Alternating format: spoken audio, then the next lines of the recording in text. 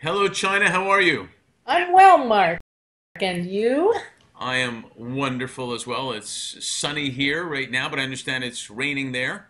Yes, an unusual occurrence in Las Vegas. We woke up to lots of roiling clouds, thunder, and lightning this morning. Well, lucky it's just not South Carolina. Yeah, exactly. Those poor folks. So, first of all, thanks for participating in our leadership series. We really appreciate it. And I guess the best way to start would be if you could just formally introduce yourself, tell us a bit about your background and what you do now. Sure. Well, let me first say it's a pleasure to be on your series, and I'm enjoying our conversation. So, my name's China Gorman. I am probably the most famous human resources person who's never actually been a human resources person. Probably. I have really spent my career as a leader running businesses, large and small, national, local, regional, and global, that sell services through HR to organizations um, that have who want to invest in their culture, who want to invest in treating people, their people well, and strengthening actually their culture. So I spent a long time, longer than I care to admit to, in the professional services world, and then was recruited to be the chief operating officer and subsequently interim CEO for SHRM, the Society for Human Resource Management. And subsequent to that, and most recently, I was the CEO of the Great Place to Work Institute in San Francisco, a large global consultancy that most people know, but they don't really know. The Great Place to Work Institute in the United States is the research and analysis behind the Fortune 100 Best Companies to Work For list every year, and 49 similar lists with other media partners around the world. It was a wonderful experience, and it's an incredible business, an incredible team. And you did And an incredible job. it was a bit of a turnaround opportunity, and we were able to make significant progress so that the founder and owner for over the last 25 years would have some options in terms of monetizing his life's work, and we were successful in that regard. And the transaction closed just a week or so ago, and so they're off on their new territory, and I'm off on mine. Which is an I have exciting new territory, basically, right? Yeah, exactly. I'm resuscitating a sort of an individual consultancy I had between SHRM and Great Place to Work. I'm consulting with organizations. I'm doing an awful lot of conference keynote speaking, and I'm doing a fair amount of writing. Lots of people know me because of my Data Point Tuesday blog, where I share interesting research and analysis with the HR community around the world that I run across and just sort of serve up and bring to their attention. HR folks don't have an awful lot of time to be digging through research to find out what's new, and so it's sort of my bit of service back to the HR community. There are two things that I'm working on right now that are just very meaningful for me, and very engaging. One is I'm the chair of the Work Human Advisory Board.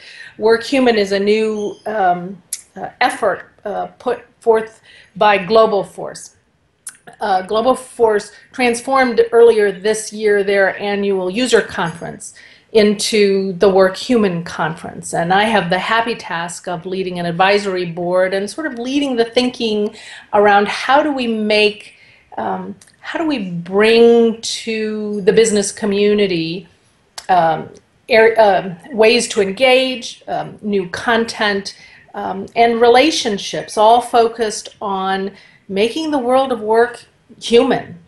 I won't say human again because I don't actually think it's ever been human. But there certainly is an awful lot of energy and research and attention being paid now, not just because the millennials are a demanding group of young people, but because all people, really want to have a more human work experience. The next Work Human conference is in May next year Right. in Orlando at the Orlando World Marriott, May 9th through 11th. And anybody can go to workhuman.com right now and register to attend, and I encourage them to do that. Well, let them wait until you're done talking. Yeah, okay, all right, all right, all right.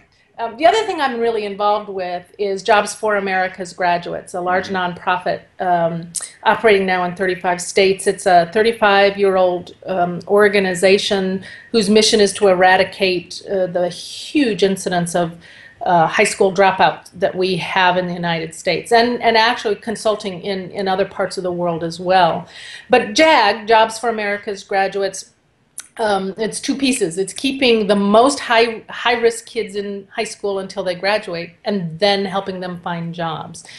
Jobs are not plentiful for youth right now. In fact, I'm back just last week. JAG hosted a large and very successful policy summit in Washington, D.C., attended by all kinds of policy wonks, politicians, corporate leaders, to really talk about the issue of youth unemployment. How can you get a job if you can't get experience? And youth unemployment is at literally historic lows in this country. So JAG works really hard with the most at-risk kids through a school program to keep them in school and to graduate so that then they have options beyond.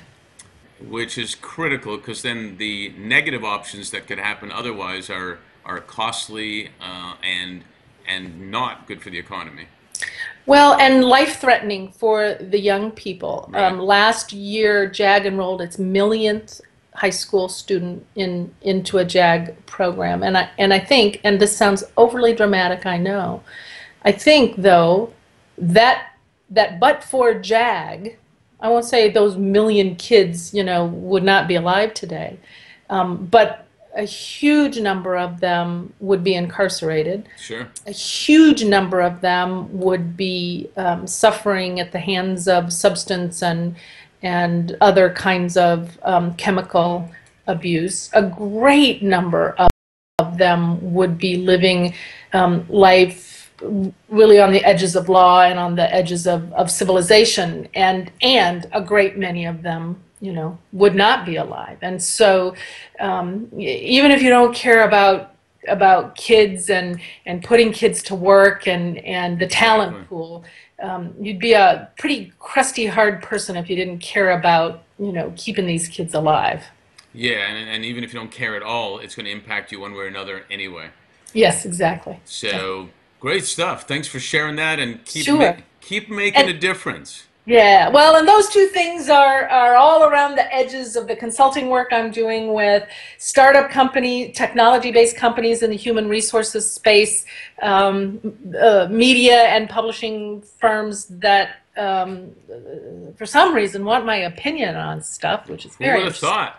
Yeah, who would have thunk? So it's a busy, exciting, and very rewarding time. So when they say things are going to China, they don't always mean the country. That's right, they don't. All right. Hey, thanks so much for telling us all that, and you are making a difference. Sure.